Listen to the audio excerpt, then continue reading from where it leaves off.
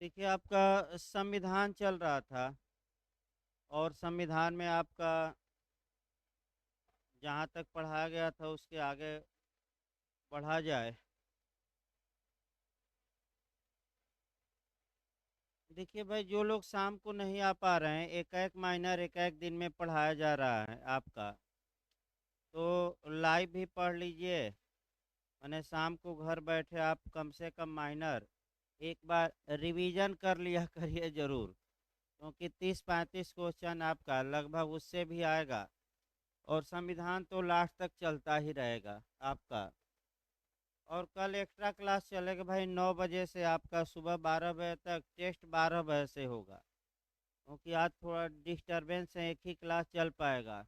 तो आपका मैंने 9 बजे से लेकर 12 बजे तक क्लास चलेगा एविडेंस का। और उसके बाद टेस्ट जो कल होगा 12 बजे से होगा। ये आपको सूचना दी जा रही है, मैसेज कर देंगे हम आज खाली होकर, अभी मैसेज जा नहीं पाया है। और इधर आपका संविधान लगातार चलता रहेगा, क्योंकि संविधान भाई जीएस के लिए भी हम पढ़ा रहे हैं और लॉ के लिए भी। जो ये अब तक पढ़ाया गया है आपका लॉ में तो आएगा ही, जीएस में ज़्यादा काम करेगा। तो भी हमें देखना है कि जीएस भी कवर हो और लॉ भी कवर हो। इसके बाद एक दिन 12 अनुसूचियां पढ़ाई जाएंगी, उसमें भी हमें लगता है कि 2 या 3 क्वेश्चन शेड्यूल से मिल जाते हैं। आपका जो एक एक अनुसूची है वो आपका डिटेल में हम बता देंगे, एक दिन आपका रखा जाए। देखिए, आपका इधर जो चल रहा था आपका जो आर्टिकल, ये इधर पूरा हो गया था लगभग। आपका इमरजेंसी अभी चलेगा सोमवार को। इधर देखिए, हम कुछ छोटे छोटे चैप्टर हैं आपका निकालिए। निर्वाचन आयोग से एक क्वेश्चन बनता है, और उसको देखा जाए आपका पहला जो क्वेश्चन आपका बनता है कि इलेक्शन कमीशन यानी कि निर्वाचन आयोग निकाल लीजिए। 324 अभी आपका ट्रिब्यूनल से भी पूछा जाता है, इसको भी आज बता दिया जाए, क्योंकि एक क्वेश्चन आपका ट्रिब्यूनल से पूछा जाता है। पहले ट्रिब्यूनल निकालिए, 10 मिनट में समाप्त हो जाएगा। उसके बाद आपका एक क्वेश्चन आपका ट्रिब्यूनल से बनता है, अध्याय 14A, नहीं भाग 14A निकालिए। 10-15 मिनट का है, एक क्वेश्चन आपका बनता है। तब आपका भाग 15 शुरू किया जाए। इलेक्शन कमीशन पर भी एक क्वेश्चन आपका बनता है। और क्या बन सकता है वो तो बता ही जाएगा। जीएस में भी आने का चांस रहता है और आपका लॉ में भी। देखिए, ट्रिब्यूनल यानी कि आपका भाग पहला तो क्वेश्चन ये बनता है कि ट्रिब्यूनल या अधिकरण के बारे में संविधान के किस भाग में प्रावधान किया गया है। पहला क्वेश्चन याद करके जाइएगा, 14A यानी कि 14A। अब किस अनुच्छेद से किस अनुच्छेद तक, तो 323A से लेकर 323B, यानी कि केवल और केवल आपका दो ट्रिब्यूनल हैं। अब ये ट्रिब्यूनल होते क्या है ये हमें देखना है, इनका नेचर क्या होता है। फिर आपका ज़्यादातर पूछा गया है कि आपका ये भाग कब जोड़ा गया। और आपका प्रशासनिक अधिकरण यानी कि आपका एडमिनिस्ट्रेटिव ट्रिब्यूनल और अन्य ट्रिब्यूनल, तो सतर्क रहिए अनुच्छेद से। अगर प्रशासनिक ट्रिब्यूनल पूछे, अधिकरण पूछे, तो 323A मार कर आइए। और अन्य मामलों के लिए अधिकरण पूछे तो आपका 323B। पहला तो यही गलती होता है आपका। दूसरा जो क्वेश्चन आपका अच्छा बना है कई बार कि यह ट्रिब्यूनल के बारे में प्रावधान कब ऐड किया गया, तो आप गलत न हो ये क्वेश्चन। जो ट्रिब्यूनल के बारे में प्रावधान भाग 14A में किया गया है वह 42वें संविधान संशोधन अधिनियम 1976 में जोड़ा गया। ये क्वेश्चन 4-5 बार आपका रिपीट किया है। गलत न हो। जो यूपी का मॉडल है कि अगर किसी राज्य में ट्रिब्यूनल बनाना है तो वह कैसे बनेगा? प्रशासनिक अधिकरण, क्या राष्ट्रपति बनाएंगे कि राज्यपाल बनाएंगे कि संसद बनाएगी कि क्या होगा? ये अच्छा क्वेश्चन बनता है। लेकिन पहले ट्रिब्यूनल का नेचर देखा जाए, अधिकरण को पहले समझा जाए। देखिए, आपका एक तो न्यायालय होते हैं जो विधि के अनुसार कार्य करने के लिए बाउंड होते हैं। न्यायालय यानी कि विधि के अनुसार। फिर आपका एक ट्रिब्यूनल होता है, यानी कि हम अधिकरण कहते हैं। और अधिकरण आपका कह सकते हैं कि सीआरपीसी, आईपीसी, एविडेंस और ये जो सीपीसी हैं, इनसे बाध्य नहीं होते। तो आखिर अधिकरण में कैसे मामले जाते हैं, ये हमें देखना है। तो अधिकरण में आपका प्रशासनिक मामले जाते हैं, अर्थात इसका मतलब ये हुआ कि जो प्रशासनिक अधिकरण रहेगा उसमें कैसे मैटर जाएंगे। तो सामान्यतः सरकार और उसके कर्मचारियों के बीच, फिर एक बार याद रखिए, सरकार और उसके कर्मचारियों के बीच सेवा शर्तों को लेकर, वेतन को लेकर, पेंशन को लेकर जो विवाद उत्पन्न होता है, नियुक्ति को लेकर, वे विवाद ट्रिब्यूनल द्वारा निपटाया जाता है। ट्रिब्यूनल में या तो न्यायाधीश हो सकता है या कोई वरिष्ठ आईएएस अधिकारी नियुक्त किया जाता है, यानी कि प्रशासनिक अधिकारी ही इन मामलों का आपका निपटारा करते हैं। जैसे कि आपने पढ़ा, माता पिता तथा वरिष्ठ नागरिकों का भरण पोषण अधिनियम आपने माइनर में पढ़ा है। तो एक तो माता पिता सीआरपीसी की धारा 125 के तहत मांग सकते हैं मेंटेनेंस, कल ही बताया गया। अब ये है कि सीआरपीसी के तहत अगर मेंटेनेंस मांगते हैं तो काफ़ी लंबा समय लगता है, खर्च भी ज़्यादा लगता है। और आप ऐसी कंडीशन में आपका ट्रिब्यूनल या अधिकरण बना दिया गया सेक्शन 7 के तहत, उसमें उपखंड अधिकारी से अनिम्न व्यक्ति होगा ट्रिब्यूनल का अध्यक्ष, और उसी के समक्ष मामला जाएगा और वही आदेश भरण पोषण का देगा। तो ट्रिब्यूनल इसलिए न्यायालय से बाहर विवाद का निपटारा कर लिया जाए। ये जो लंबी लंबी प्रक्रियाएं हैं सीपीसी और इत्यादि सीआरपीसी का, इसका प्रयोग किया जाए कि नहीं, न किया जाए। ट्रिब्यूनल आपका जो निर्णय देते हैं उसे एवार्ड कहा जाता है। या तो ट्रिब्यूनल आदेश पारित करते हैं या एवार्ड या पंचाट देते हैं, ये याद रखिएगा जो इनका रहता है। एवार्ड या पंचाट देते हैं। इन ट्रिब्यूनलों पर कंट्रोल करने का या इन ट्रिब्यूनलों द्वारा दिए गए आदेश या पंचाट के विरुद्ध हम उच्च न्यायालय जा सकते हैं।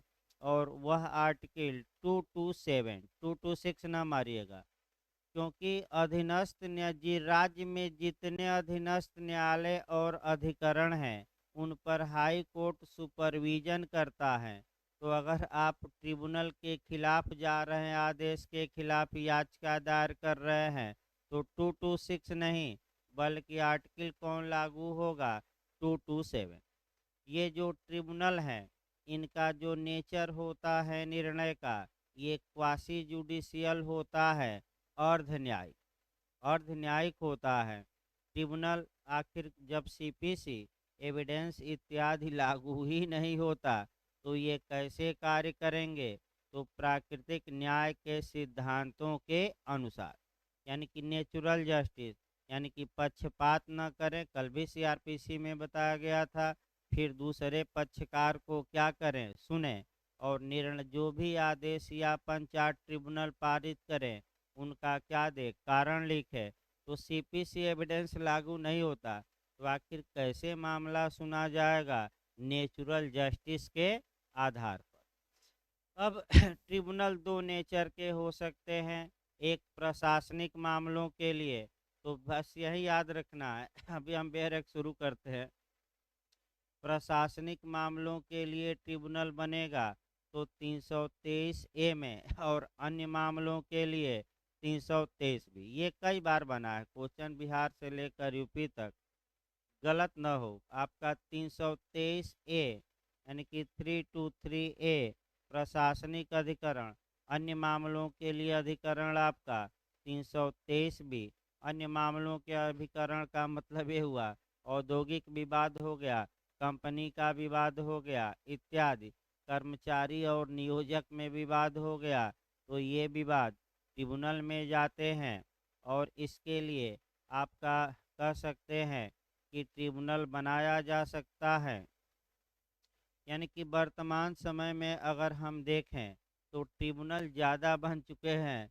आपका चाहे शेयर मार्केट हो, कंपनी विधि हो, औद्योगिक विधि हो, आपका सरकारी कर्मचारियों और सरकार के बीच विवाद हो, तो आप कहाँ जा सकते हैं? ट्रिब्यूनल।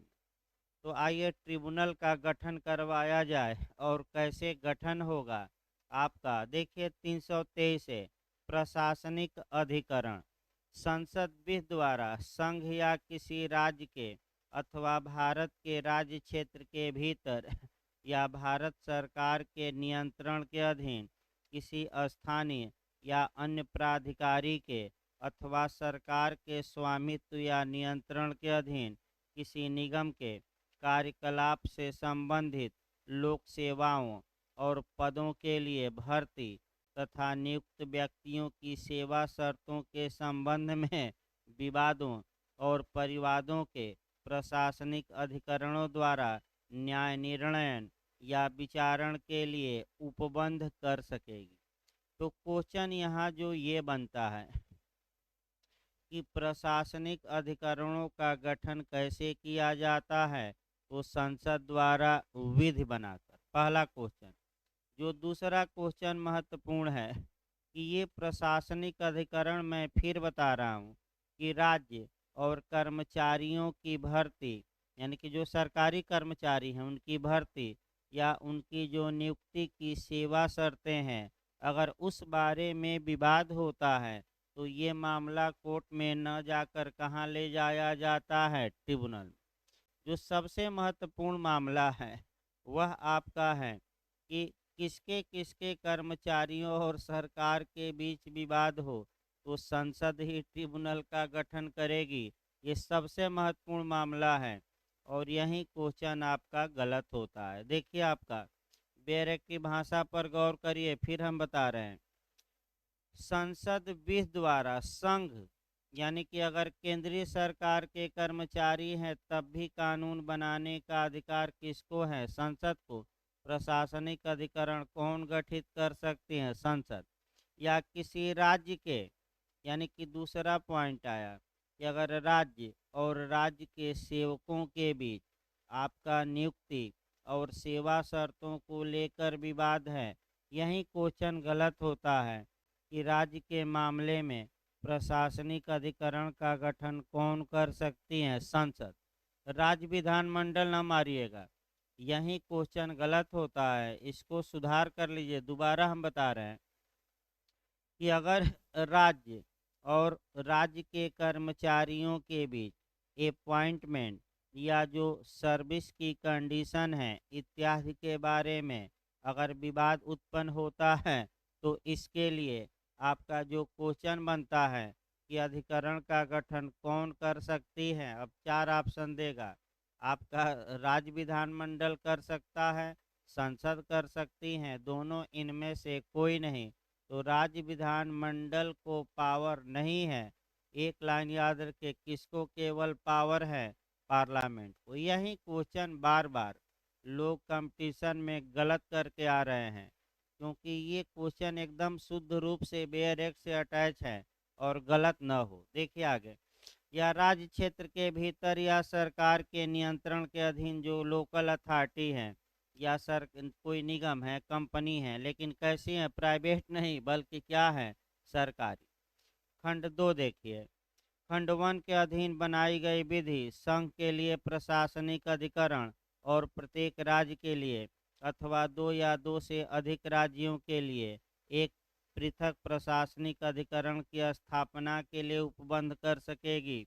इसका मतलब फिर ये निकला कि आपका दो या दो से अधिक राज्यों के लिए एक ही प्रशासनिक अधिकरण हो सकता है या अलग अलग भी हो सकता है, लेकिन इसका गठन संसद ही करेगी, क्या बनाकर, विधि। अगला, उक्त अधिकरणों में से प्रत्येक अधिकरण द्वारा प्रयोग की जाने वाली अधिकारिता इत्यादि या अवमान के लिए दंड देने की शक्ति ये भी कानून में दिया जा सकता है। इसके बाद अधिकरण द्वारा कौन सी प्रक्रिया अपनाई जाएगी, परिसीमा के बारे में और साक्ष्य के नियम क्या होंगे आपका, और अनुच्छेद 136 के अधीन उच्चतम न्यायालय के अधिकारिता के सिवाय सभी न्यायालयों के अधिकारिता का खंड 1 में निर्दिष्ट विवादों या परिवादों के संबंध में अपवर्जन कर सकेगी। यानी कि इसका मतलब यही एक आपका एल चंद्र कुमार का केस आया, लिख लीजिए, एल चंद्र कुमार केस भी आपका अधिकरण पर जानना है। एल चंद्र कुमार का केस है। इसमें देखिए क्या हुआ, ट्रिब्यूनल बनाया गया और ये कहा गया कि अगर कोई ट्रिब्यूनल फैसला देता है तो उसकी अपील आपका नहीं होगी। तो सुप्रीम कोर्ट ने कहा कि आप 136 के तहत अपील के अब जो एसएलपी होती है उस पर आप रोक नहीं लगा सकते। यानी कि अगर ये कहा जाए कि भाई आपका हाई कोर्ट में अपील नहीं होगी तब तो सही है, लेकिन ये कहा जाए कि सुप्रीम कोर्ट में भी अपील नहीं हो सकती, ये गलत है। क्योंकि आपका सुप्रीम कोर्ट को आर्टिकल 136 के तहत ये पावर है कि भारत के किसी भी अधिकरण, न्यायाधिकरण या प्राधिकारी या न्यायालय ने कोई निर्णय, डिक्री, आदेश इत्यादि पारित किया है तो सुप्रीम कोर्ट अपील की इजाज़त दे सकता है अगर उस निर्णय, डिक्री, आदेश इत्यादि से, निष्कर्ष से, दंडादेश से न्याय का क्या हो रहा है, गला घुट रहा है। तो अधिकरणों पर सुप्रीम कोर्ट सुप्रीम कोर्ट में अपील हो सकती है, ये आपका रोका नहीं जा सकता। किस अनुच्छेद के तहत, 136 इस पे एसएलपी यानी कि विशेष इजाज़त से। इसके बाद आपका कह सकते हैं कि आइए ये देखा जाए आपका 323 बी, देखिए इसमें जो महत्वपूर्ण था बता दिया गया।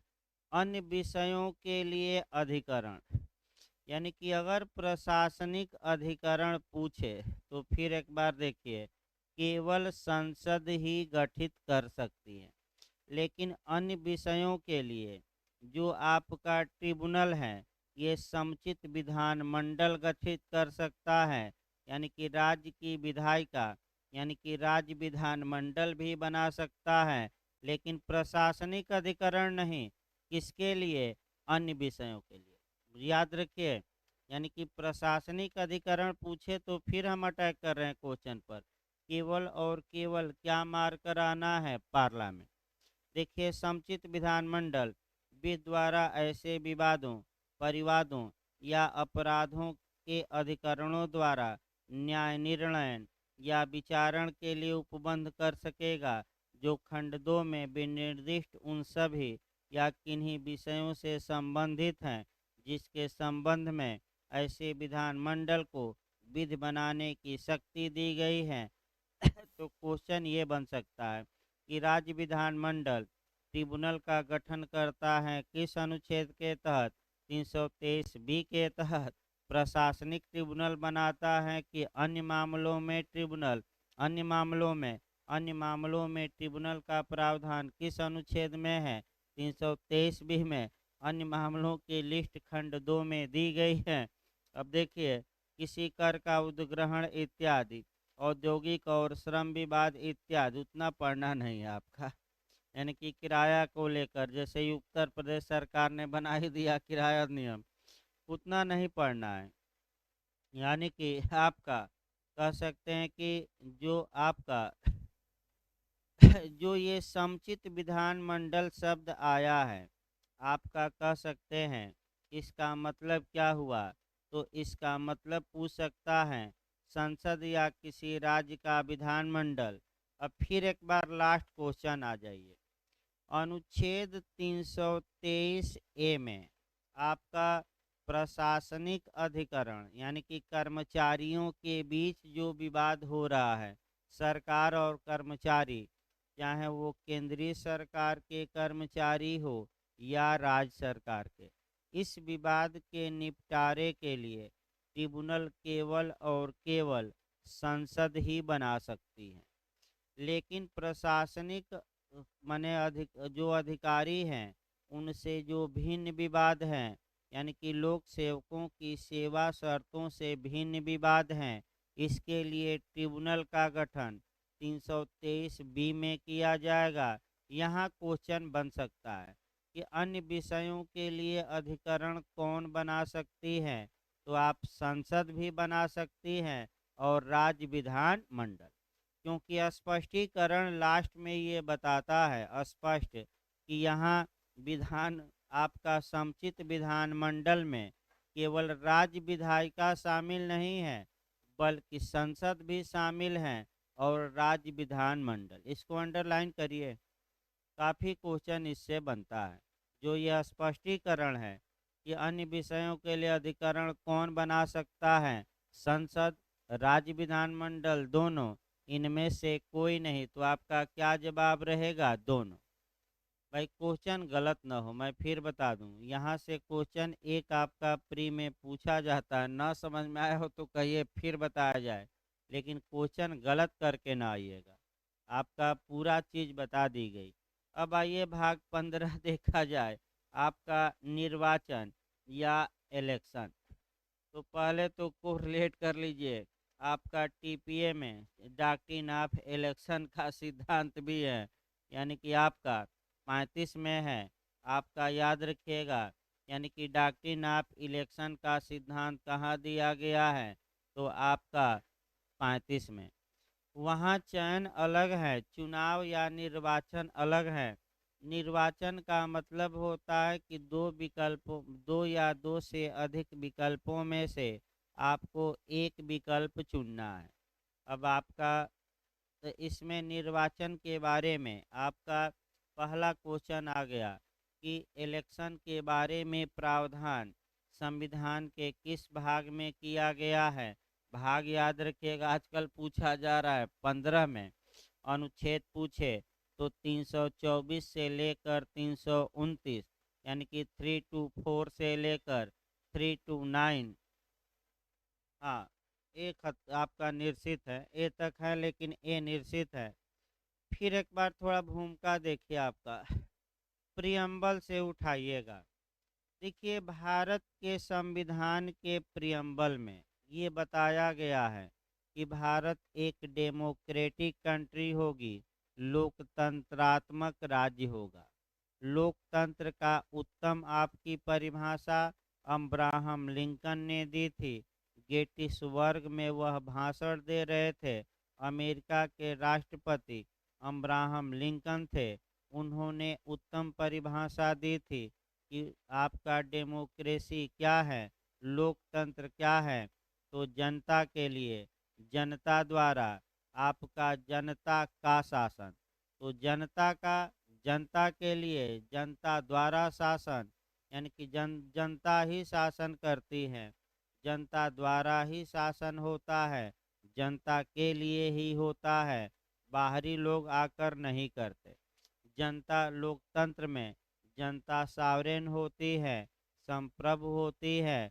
जनता चाहे तो जिसको सत्ता सौंपे और जनता चाहे तो सत्ता से क्या कर दे, बाहर।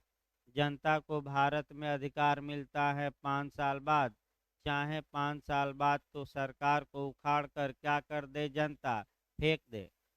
तो उस प्रकार आपका यानी कि भारतीय संविधान के प्रियम्बल में ही लोकतंत्र है। लोकतंत्र की आधारशिला ये है कि जो, क्योंकि लोकतंत्र में जनता ही अपना शासक चुनती है, अतः इसके लिए अनिवार्य है कि जनता मतदान करे और मतदान करके अपने शासकों को चुने।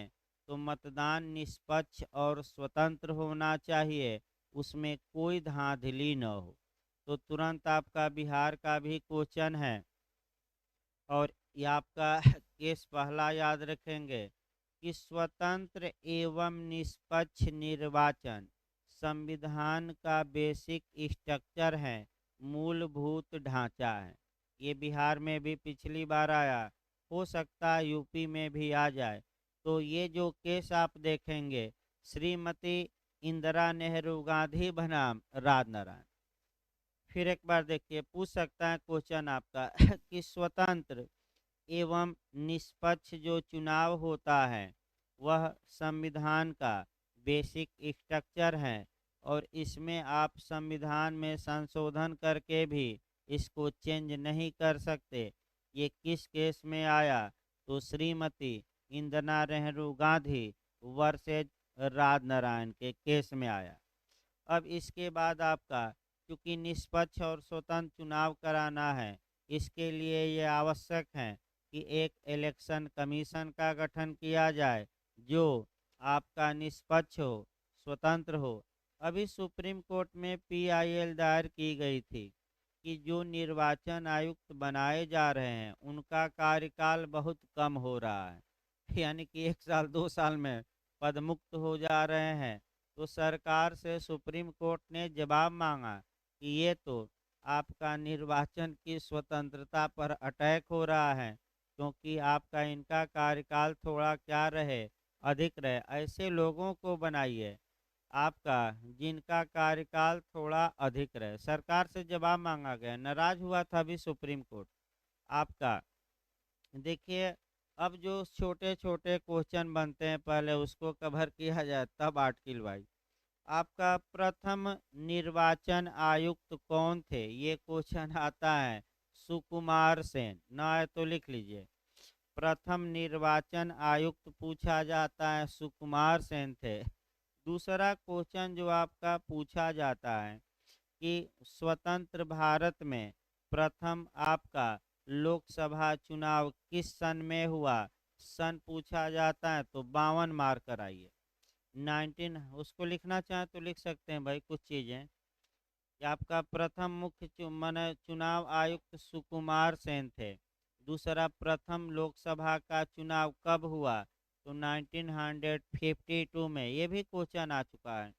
फिर मतदाताओं को पहचान पत्र कब से दिया जाने लगा, सन लिखिए 1975। यानी कि जो आपका वोटर आईडी दिया जाता है वह पहले नहीं दिया जाता था, तो सन लिख लीजिए। आपका कह सकते हैं कि 1975। इसके बाद ईवीएम पूछा जाता है कि भारत में ईवीएम की शुरुआत कब हुई, तो 1989 लिख लीजिए। यानी कि ईवीएम की शुरुआत भारत में कब हुई, तो 1989, 1989 ईस्वी में। ये आपका देखिए, ईवीएम पर भी काफ़ी विवाद हैं। कई देशों में ईवीएम से वोटिंग हो रही थी, तो कई देशों ने इसकी विश्वसनीयता जांची और ये देखा आपका कि कुछ न कुछ गड़बड़ी भी हो जा रही है कभी काल। तो जो देश शुरुआत किए थे वह ईवीएम बंद कर दिए और मतपत्रों द्वारा आपका वोट होने लगा। भारत में भी हमेशा आपका विपक्षी ये अटैक करते हैं। उत्तर प्रदेश में भी किया जाता है अखिलेश यादव जी द्वारा कि ईवीएम हटाया जाए और मत पत्र से क्या किया जाए चुनाव, क्योंकि ईवीएम को हैक किया जा रहा है। और आम आदमी पार्टी भी कहती रहती है, लेकिन जीत जाने के बाद ईवीएम सही हो जाता है और हारने के बाद ये क्या हो जाता है, खराब, वो अलग बात है। इसके बाद आपका कुछ शब्द शब्द आते हैं, कुछ पहले शब्दों को देखिए। आपका पहला सैफोलॉजी। तो सैफोलॉजी आपका किससे संबंधित है, चुनाव से। सैफोलॉजी में होता क्या है ये देखिए। सैफोलॉजी में ये होता है कि मतदान के पहले मतदाताओं का सर्वे किया जाता है और सर्वे करके ये पता लगाया जाता है सर्वेक्षण के आधार पर कि कौन सा मतदाता किस पार्टी को वोट देना चाहता है। उस आधार पर कौन सी पार्टी भविष्य में मतदान होगा तो विजयी होगी, ये एक अनुमान लगाया जाता है। तो अगर मतदान के पूर्व, फिर एक बार देखिए, मतदान के बाद नहीं, अगर मतदान के पूर्व सर्वेक्षण के आधार पर ये भविष्यवाणी की जाए कि ये पार्टी आगे जीत सकती है, इसको हम कहते हैं सैफोलॉजी। याद रखे, टर्म थोड़ा याद रखना, क्या कहते हैं, सैफोलॉजी। दूसरा आता है ओपिनियन, आपका ओपिनियन पोल। ओपिनियन पोल थोड़ा भिन्न है।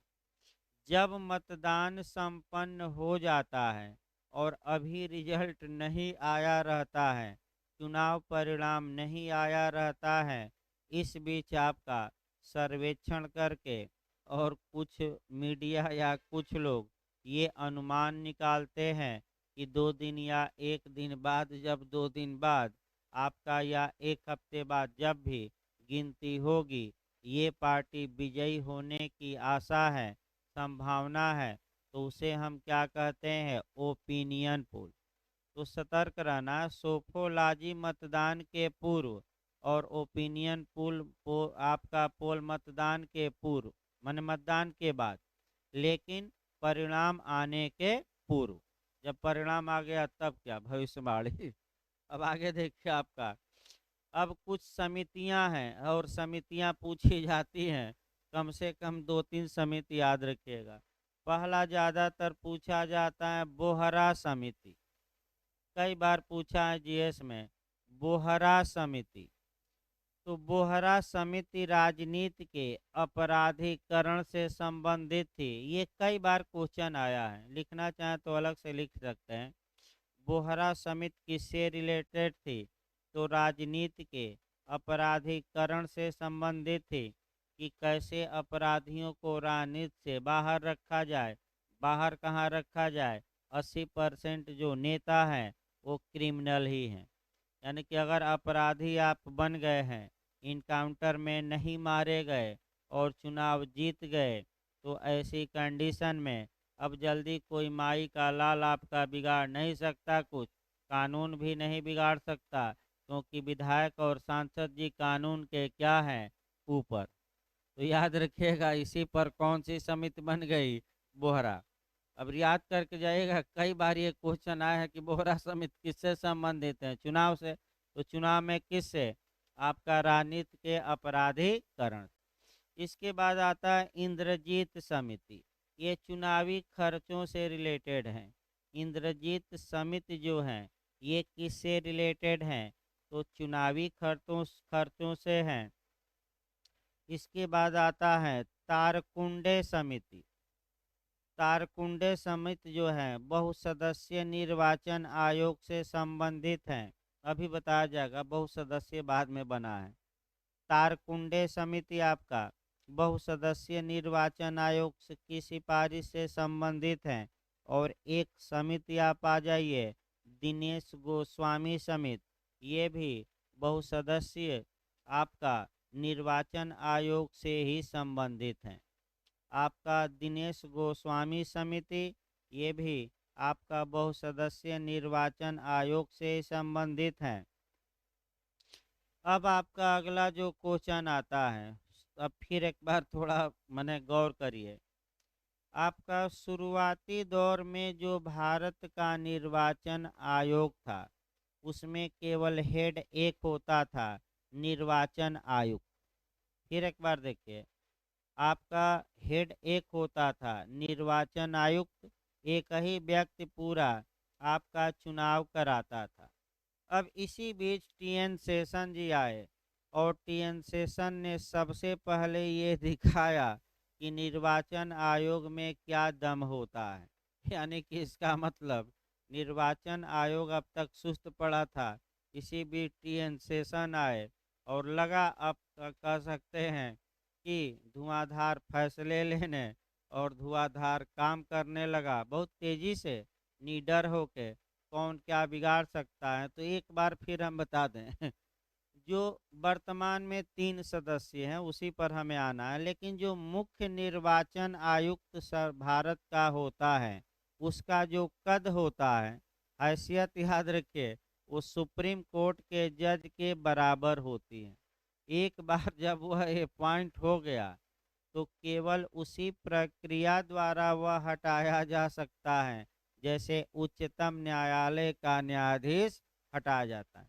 कल राज्य में भी हमने बताया कि जो राज्य निर्वाचन आयुक्त होगा उसकी हैसियत हाई कोर्ट के जज की क्या होगी, बराबर। और जिस प्रकार हाई कोर्ट के जज को हटाया जाता है उसी प्रकार राज्य निर्वाचन आयुक्त को भी हटाया जा सकता है। इन पर डॉक्ट्रिन ऑफ प्लीजर काम नहीं करता। एक दिन एकत्र करवाना है कि कौन कौन से वे व्यक्ति हैं जो राष्ट्रपति के प्रसाद पर्यंत अपना पद धारण नहीं करते। तो चार लोग तो यही हो गए, आपका सुप्रीम कोर्ट का जज, हाई कोर्ट का जज, मुख्य निर्वाचन आयुक्त और राज्य का। तो चार लोग तो यही हो गए जो राष्ट्रपति की इच्छा पर नहीं बल्कि आपका अलग पद धारण करते हैं, इच्छा पर निर्भर नहीं है इनका पद। अगला देखिए, तो टीएन शेषन ने किया क्या भाई, आपका ये कहा कि भाई हमें अर्धसैनिक बल प्रोवाइड कराया जाए क्योंकि हम निष्पक्ष चुनाव करवाएंगे। सरकार आनाकानी कर रही थी राज्यपाल, तो टीएन शेषन ने धमकी दी कि हम चुनाव ही रोक देंगे। तो टीएन शेषन ने एक काम जरूर किया कि गली गली गांव गांव में और आपका कह सकते हैं कि जो आपका जहां वोटिंग होती है बूथ पर पूरी फोर्स लगा दी, और सीआरपी अर्धसैनिक बल से लेकर तमाम फोर्स।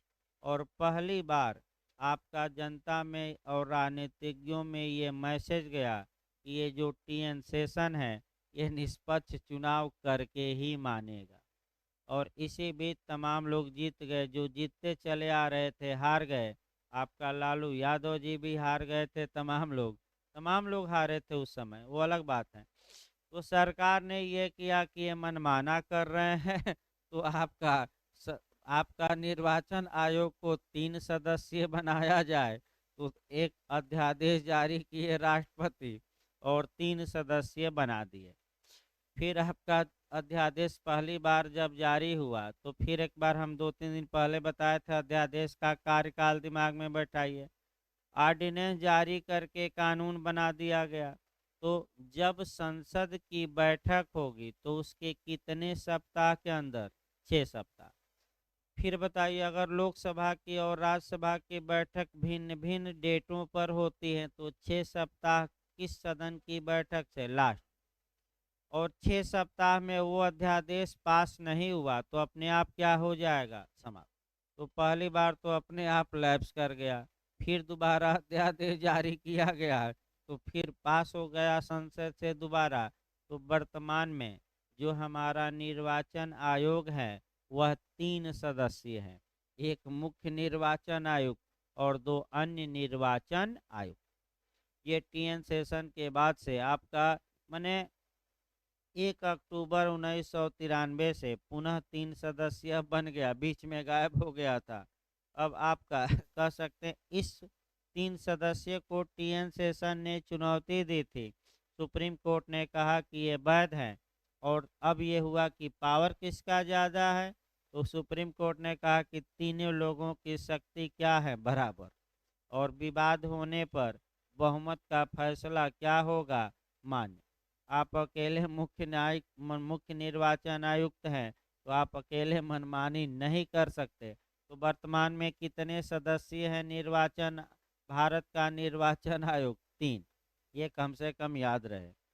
इसके बाद आइए, अब कुछ आपका नए नए क्वेश्चन बनते हैं। आइए 4-5 क्वेश्चनों पर आइए। पहले आपका भी निर्वाचन में अनुच्छेद में दम नहीं है, आपका जो सामान्य बातें हैं उसी में दम है। अनुच्छेद तो आपका तत्काल समाप्त हो जाता है 15-20 मिनट में। पहला आपका क्वेश्चन एक एक करके देखिए। सबसे पहला क्वेश्चन ये बनता है कि जो राइट टू वोटिंग है या मत देने का अधिकार है वह कैसा अधिकार है। तो आपका संवैधानिक अधिकार है देगा, मूल अधिकार है, स्टेचुटरी राइट है यानी कि अधिनियमित अधिकार है, और इनमें से कोई नहीं। तो आप स्टेचुटरी मारिएगा स्टेचुटरी मतलब अधिनियमित, यानी कि संसद ने विधि बनाकर जो अधिकार हमें प्रदान किया है उसे आपका अधिनियमित अधिकार या एक्टेड राइट या सांविधिक अधिकार या स्टेचुटरी राइट कहते हैं।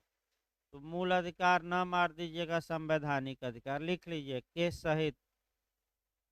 हाँ, मतदान मतदान देने का अधिकार एक, कई बार पूछा है, अधिनियमित अधिकार है या स्टेचुटरी एक्टेड।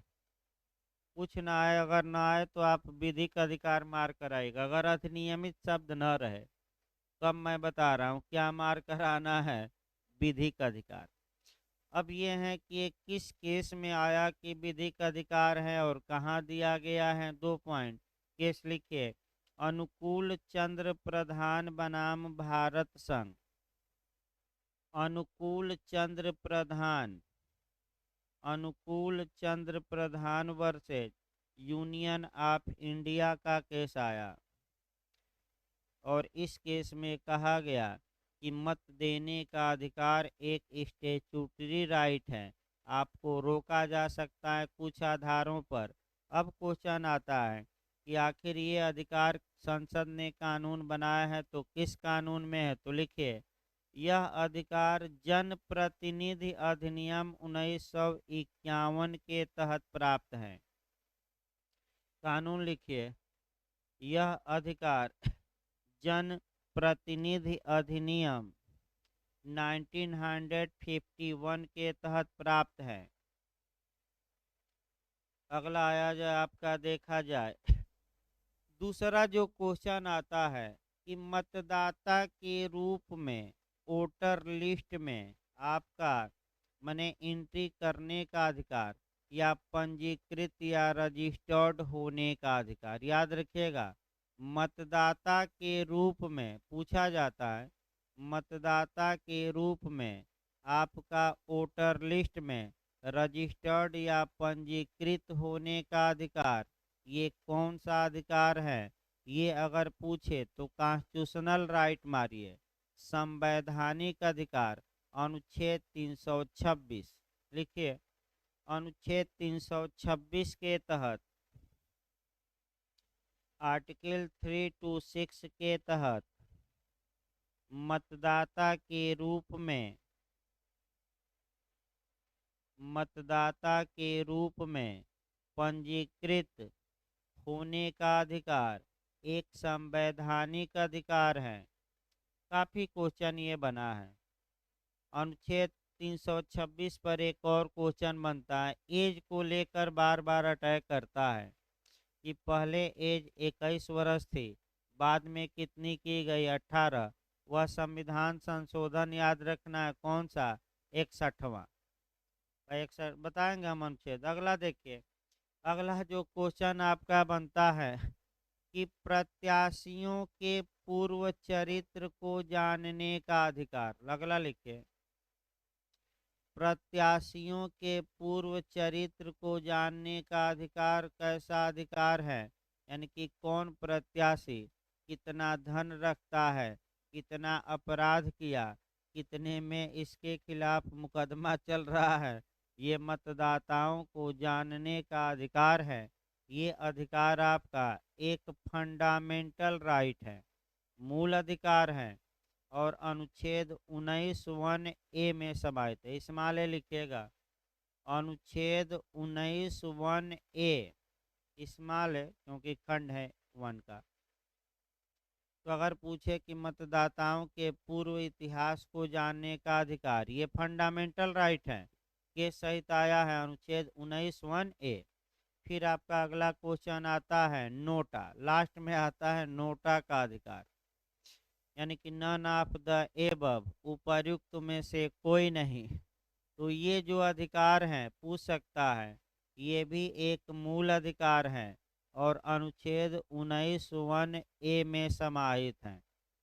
नोटा का अधिकार कैसा अधिकार सुप्रीम कोर्ट ने माना, फंडामेंटल राइट माना और आपका ये फंडामेंटल राइट माना है नोटा का अधिकार। और आपका ये कॉमन काज बनाम आपका भारत संघ का केस है। संगठन है कॉमन काज। देखिए लिख हो सकता है हल्का सा हमें मिस कर रहा है केस। हाँ, पीयूसीएल।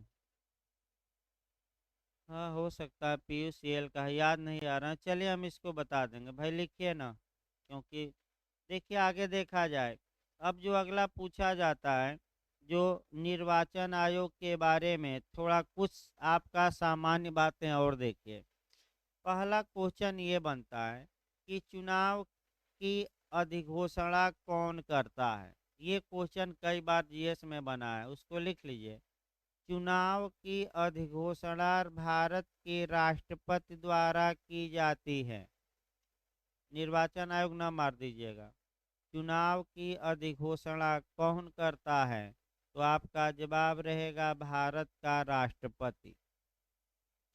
फिर देखिए आपका, मान लीजिए लोकसभा का चुनाव होना है, तो एक आपका देखिए नियम, देखिए समय 2-3 याद रखना है। चुनाव की उद्घोषणा भारत के राष्ट्रपति द्वारा की जाएगी। तत्पश्चात निर्वाचन आयोग डेट निर्धारित करता है। और जैसे ही भारत के राष्ट्रपति ने चुनाव की उद्घोषणा कर दी, वैसे ही आपका जो कंडक्ट है, यानी कि आचार संहिता क्या हो जाएगी, लागू। जैसे उद्घोषणा राष्ट्रपति ने की, तत्पश्चात निर्वाचन आयोग आपका डेट निर्धारित करता है।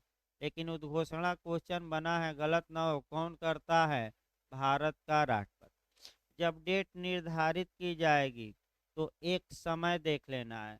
पर्चा दाखिला के लिए 8 दिन दिया जाता है। शॉर्टकट में लिखना चाहें तो लिख सकते हैं कि पर्चा दाखिला के लिए समय निश्चित है, ये नहीं कि आपका मनमाना है। निर्वाचन आयोग पर्चा दाखिला के लिए कितना दिन देता है, 8 दिन। 8 दिन के बाद आपकी जांच होती है 2-3 दिन। उसके बाद पर्चा वापसी के लिए 2 दिन मिलता है। लिखिए, दाखिला के लिए 8 दिन, वापसी के लिए कितना, आपका 2 दिन। मैंने 2 डेट रहती हैं जिसमें कि आप अपना पर्चा क्या कर सकते हैं, जाकर वापस। इसके बाद जो मुख्य बनता है कि चुनाव प्रचार के लिए कितना दिन कम से कम दिया जाता है, 14 दिन। चुनाव प्रचार के लिए आपका 14 दिन दिया जाता है।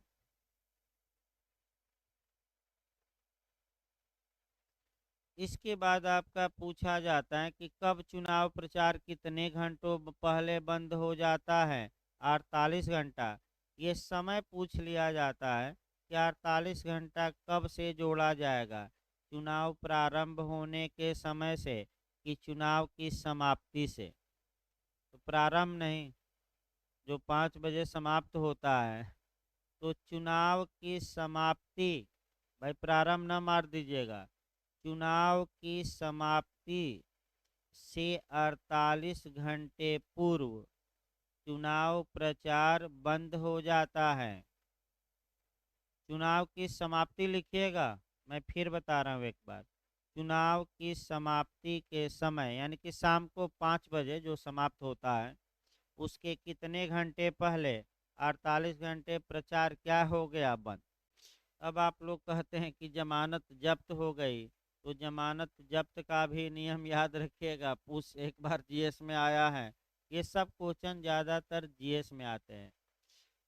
कुल वैध मतों का अगर 1/6 से कम कोई प्रत्याशी मत पाता है, तो उसकी जमानत जब्त हो जाती है। एक लाइन लिखिए, 1/6 से कम मत पाना, 1/6। जमानत जब्त कब होती है, लिखिए, जो प्रत्याशी वैध मतों का, भाई अवैध नहीं, वैध मतों का 1/6 यानी कि 6वां भाग से कम, 6वें भाग से कम मत पाता है, उसकी जमानत जब्त हो जाती है। जमानत जब्त समझिए होता क्या है। देखिए, जो जमानत जब्त होता है उसको थोड़ा समझने का प्रयास करिए। जब आप पर्चा दाखिला करते हैं तो कुछ पैसा देते हैं फार्म भरने में। तो अगर जमानत जब्त नहीं है तो पैसा वापस हो जाएगा। और जमानत जब्त का मतलब कि जो उस पर्चा दाखिला में पैसा दिए हैं वो पैसा वापस। तभी तो कहा जाता है कि इनकी हमने जमानत क्या करवा दी, जब्त। चलिए आगे देखिए, ये आपका अब आइए आगे देखा जाए क्या होता है। हाँ, एक क्वेश्चन आता है कि आपका सार्वभौमिक वयस्क मताधिकार का आधार कौन सा है, यूनिवर्सल। तो वह जो है आपका 326। सार्वभौमिक जैसे पूछे आपका वयस्क मत, क्योंकि मतदाता के रूप में रजिस्टर्ड किस में हुआ जाता है, आपका 326 में। अब सामान्य बातें हो गई तो अब बैरक शुरू किया जाए, इतना पर्याप्त है सामान्य बातें। एक क्वेश्चन और आपका सामान्य बातों में पूछा जाता है कि भारत का निर्वाचन आयोग आपका कौन सा चुनाव कराता है और कौन सा चुनाव नहीं कराता। तो आप लोग खुद बताइए, देखिए कौन कौन कराता है। इसके बाहर जो जाए ना कराइएगा, वो राज्य निर्वाचन आयोग कराएगा।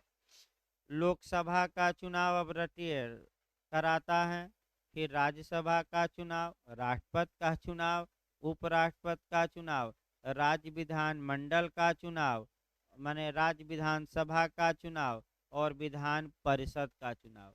ये 6 चुनाव कौन कराता है, भारत का निर्वाचन आयोग। फिर एक बार देखिए, लोकसभा, राज्यसभा, राष्ट्रपति, उपराष्ट्रपति, राज्य विधान आपका सभा, राज्य विधान परिषद, ये इनकी वोटिंग कौन कराता है, तो आपका भारत का निर्वाचन आयोग। अगर दे दे कि नगर पालिका की वोटिंग कौन कराता है, ग्राम पंचायत की वोटिंग कौन कराता है, कल मैं बताया था, तो आप क्या मार्क कराएंगे, राज्य निर्वाचन आयोग।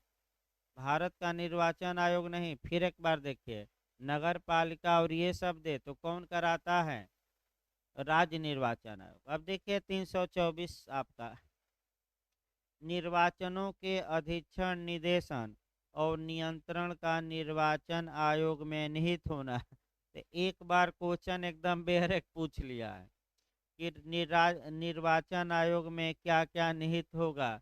एक बार आईएएस में जीएस में एकदम हेडिंग ही पूछा है कि निर्वाचनों के अधीक्षण यानी कि सुपरविजन, निदेशन और निर्वाचनों पर कंट्रोल निर्वाचन आयोग किस अनुच्छेद के तहत करता है, 324। एकदम हेडिंग शुद्ध रूप से पूछा गया एक बार क्वेश्चन। तो देखिए, इस संविधान के अधीन संसद, तो संसद यानी कि लोकसभा और किसकी, राज्यसभा, और प्रत्येक राज्य के विधानमंडल, तो विधानमंडल में विधान परिषद और विधानसभा के लिए कराए जाने वाले सभी निर्वाचनों के लिए तथा राष्ट्रपति और उपराष्ट्रपति के पदों के लिए आपका निर्वाचनों के लिए निर्वाचक नामावली तैयार करना, माने वोटर लिस्ट तैयार करना, उस आपका निर्वाचन का संचालन करना, उसका अधीक्षक, निदेशक और नियंत्रण एक आयोग में निहित होगा, जिसे इस संविधान में निर्वाचन आयोग कहा गया है। दूसरा, निर्वाचन आयोग का गठन कैसे होगा, तो निर्वाचन आयोग मुख्य निर्वाचन आयुक्त और उतने अन्य निर्वाचन आयुक्तों से यदि कोई हो जिसे राष्ट्रपति समय समय पर नियत करे मिलकर बनेगा, और मुख्य निर्वाचन आयुक्त और अन्य निर्वाचन आयुक्तों की नियुक्ति संसद द्वारा बनाई गई विधि के अधीन रहते हुए राष्ट्रपति द्वारा की जाएगी। तो ये क्वेश्चन आया कि क्या बहुसदस्यीय निर्वाचन आयोग हो सकता है कि नहीं हो सकता है। ये तो मूल संविधान में ही था कि बहुसदस्यीय हो सकता है, संसद चाहे तो कानून बनाकर बहुसदस्यीय कर सकती है, और संसद ने कर भी दिया है कानून बनाकर। तो इनकी नियुक्ति कौन करता है, राष्ट्रपति। तीसरा खंड, जब कोई अन्य निर्वाचन आयुक्त इस प्रकार नियुक्त किया जाता है तब मुख्य निर्वाचन आयुक्त निर्वाचन आयोग के अध्यक्ष के रूप में कार्य करेगा। ये तो सभी लोग जानते हैं कि जो हेड होगा वही क्या होगा, अध्यक्ष होगा। लोकसभा के और प्रत्येक राज्य की विधानसभाओं के प्रत्येक साधारण निर्वाचन से पहले आपका कह सकते हैं कि ये नहीं पढ़ना है, आयुक्त प्रादेशिक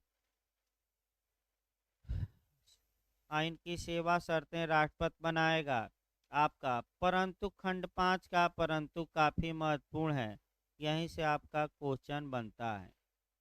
इसको अच्छे से लिख लीजिए, भले लिखेंगे तो।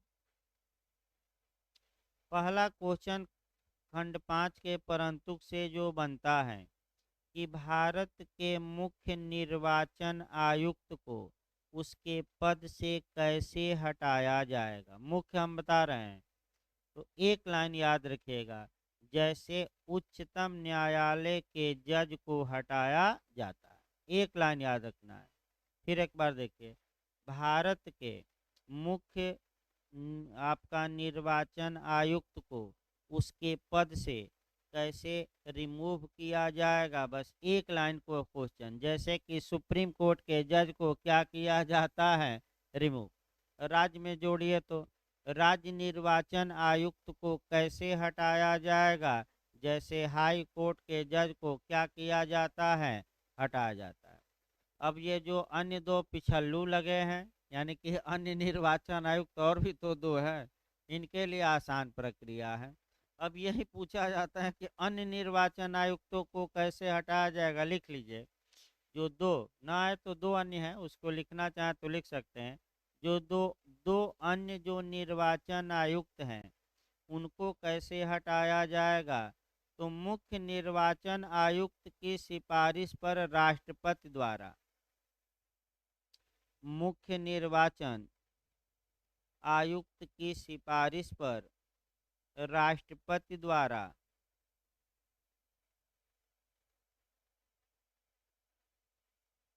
अब यहाँ समस्या देखिए एक और गंभीर आ जाती है। क्या मुख्य निर्वाचन आयुक्त की सिफारिश को मानने के लिए राष्ट्रपति बाउंड है कि नहीं? बाउंड नहीं है। अभी विवाद उत्पन्न कुछ समय पहले हुआ था, मुख्य निर्वाचन आयुक्त लिख कर भेज दिए थे कि इनको हटाया जाए, राष्ट्रपति ने हटाने से इनकार कर दिया। ये विवाद उत्पन्न हुआ था मैंने कुछ समय पहले ही भारत में, लेकिन राष्ट्रपति ने हटाने से क्या किया, इनकार।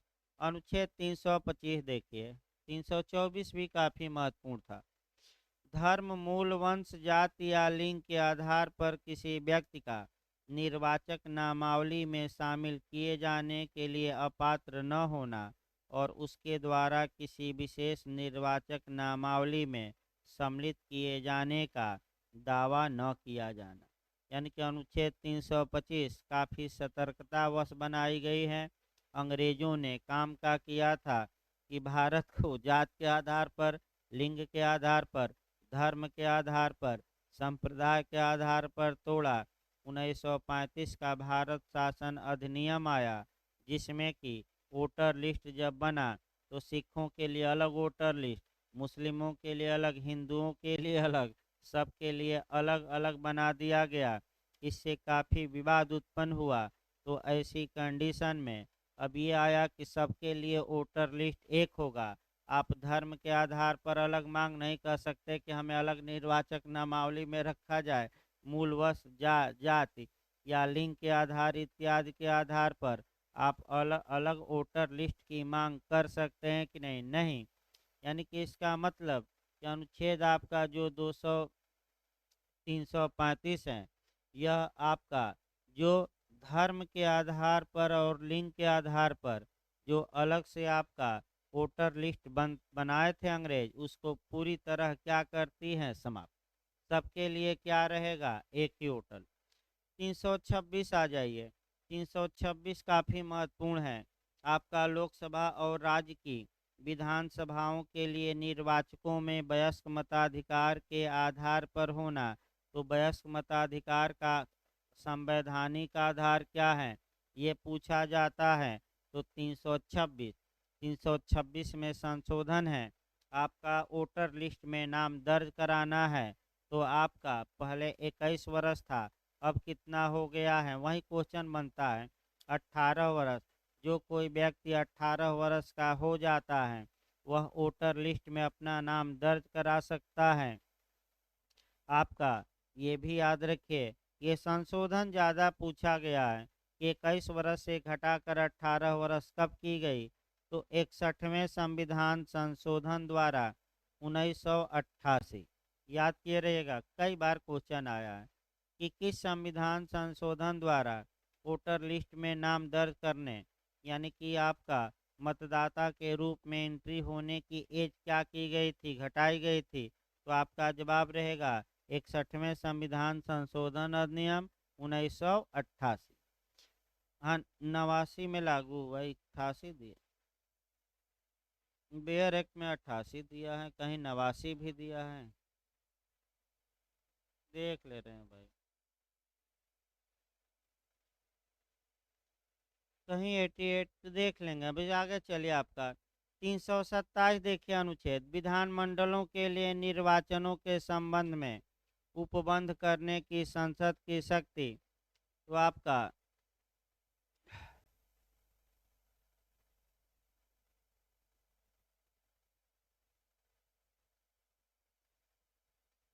देखिए, आपका परिसीमन आयोग एक पूछा जाता है इसमें, और आपका ज़्यादा नहीं पूछा जाता। 327, परिसीमन के लिए कानून संसद बना सकती है। तो एक क्वेश्चन आपका बनता है कि परिसीमन, यानी कि परिसीमन देख लीजिए, परिसीमन आयोग का जो अध्यक्ष जो होता है, वह आपका जो होता है, ये मुख्य निर्वाचन आयुक्त होता है। जैसे कि जम्मू कश्मीर में आपका संघ शासित प्रदेश में परिसीमन आपका निर्वाचन आयोग ने कराया। तो परिसीमन होता क्या है, ये लास्ट में देखिए, जब जनसंख्या आपका बढ़ घट जाती है किसी क्षेत्र की, तो जनसंख्या बराबर हो हर एक विधानसभा की या लोकसभा की, इसके लिए आपका क्षेत्रों का समायोजन किया जाता है कि जहां जनसंख्या कम है और कहीं अधिक है, तो अधिक वाला क्षेत्र काट कर कहाँ ले लिया जाता है, कम वाले में, ताकि हर एक विधानसभा की जनसंख्या लगभग क्या आए, समान। यही काम लोकसभा में भी होता है आपका। और परिसीमन आयोग का जो अध्यक्ष होता है, बस एक लाइन याद रखिएगा, वह पदेन अपने आप कौन होता है, आपका कोई बनाने की आवश्यकता नहीं है, वो कौन होगा, तो मुख्य निर्वाचन आयुक्त, दूसरा नहीं हो सकता। आपका ये क्वेश्चन इस प्रकार आपका, ये लगभग जितना आपका 329 है, निर्वाचन संबंधी मामलों में न्यायालय के हस्तक्षेप का वर्जन किया गया है कि आप न्यायालय में नहीं जा सकते। हाँ, चुनाव हो गया तो जाइए, चुनाव पहले आपका चुनाव रोका नहीं जा सकता। हाँ, चुनाव हो गया, आप हारे हैं तो जाइए, या आपको चुनौती देना हो तो क्या चुनाव के पहले चुनाव न्यायालय रोक देगा। जैसे कि आपका मोदी जी के खिलाफ गए थे लोग हाई कोर्ट, 1-2 साल मुकदमा चला, फिर याचिका वो खारिज हो गई, अलग बात है। भाई देख, इसलिए गए थे कि मोदी जी ने अपनी बनारस से जब चुनाव लास्ट में देखे पर्चा भरा, अपनी पत्नी का नाम तो लिखा, लेकिन पत्नी के पास कितनी प्रॉपर्टी है इसका जिक्र नहीं किया। तो आपका जो प्रत्याशी थे वो चले गए इलाहाबाद हाई कोर्ट, इनका चुनाव रद्द किया जाए, क्योंकि इन्होंने पत्नी के पास कितनी प्रॉपर्टी है इसका जिक्र नहीं किया। तो अंत में 1-2 साल तक मुकदमा चला, और अंत में जाते जाते हाई कोर्ट ने याचिका ही खारिज कर दी। वास्तव में भाई, पत्नी के पास कितनी संपत्तियां हैं ये लिखिए। एक और सुप्रीम कोर्ट का डिसीजन आया था, वो तो केस नहीं याद है हमें, कि जैसे कि लोग पर्चा दाखिला करते थे, तो अगर स्त्री हैं तो अगर विवाह हुआ है तो अपने पति का नाम लिखना अनिवार्य बना दिया गया, और पुरुष है विवाह हुआ है तो पत्नी का, नहीं तो पर्चा खारिज। तो जब आपका मोदी जी कभी लिखते नहीं थे आपका, कह सकते हैं कि नाम अपनी पत्नी का कॉलम ही छोड़ देते थे। और जब सुप्रीम कोर्ट ने हंटर चलाया, तो सबसे पहले 2014 में आपका जब लोकसभा का चुनाव लड़ने लगे तो लिखना पड़ा, और सबसे पहले ओपन हो गया। अब मीडिया वाले देखें 1 माह तक वही न्यूज़ चलाए और कोई समाचार नहीं। इनकी पत्नियां ऐसे रहती हैं, ये हैं, यहाँ रहती हैं, ऐसे छोड़े, ऐसे भागे, वैसे कंदरा में गए। पूरा आपका पंचौरा जो होता है मीडिया वाले। तो इस प्रकार आपका कहानी आज समाप्त की जाए, कुछ अर्जेंट काम है, जाना पड़ेगा। कल देखिए भाई 9 बजे से क्लास चलेगा कल, इसीलिए एक्स्ट्रा। और एक संविधान दोनों चला देते हैं, थोड़ा संविधान भी हल्का सा पीछे चल रहा है। तो आपका 9 बजे से 12 बजे तक 1.5 घंटा क्लास चलेगा, एक पीरियड संविधान का, एक एविडेंस का आपका। और टेस्ट जो होगा 12 बजे से होगा। जो टेस्ट नहीं भाई 3 बजे शाम को नहीं संभव है हो, शाम को खुद ही आदमी पढ़ा नहीं पाएगा। क्योंकि बहुत आपातकाल में रविवार को एक्स्ट्रा क्लास लिया जाता है, क्योंकि नहीं शाम को संभव नहीं है, खुद हम पढ़ा नहीं पाएंगे। नहीं आप भाई जो लोग जिनका एग्जाम है वीडियो तत्काल शाम तक भेजवा देंगे हम, आप वीडियो देख लीजिएगा, रात में हम भेजवा देंगे हर हाल में। लेकिन रोकना संभव नहीं है, क्योंकि सिर पर आपका एग्जाम सवार है। रोका नहीं जा सकता, चाहे कोई आए ना आए, क्लास ऑनलाइन चलती रहेगी। आप ना आए तो भाई वीडियो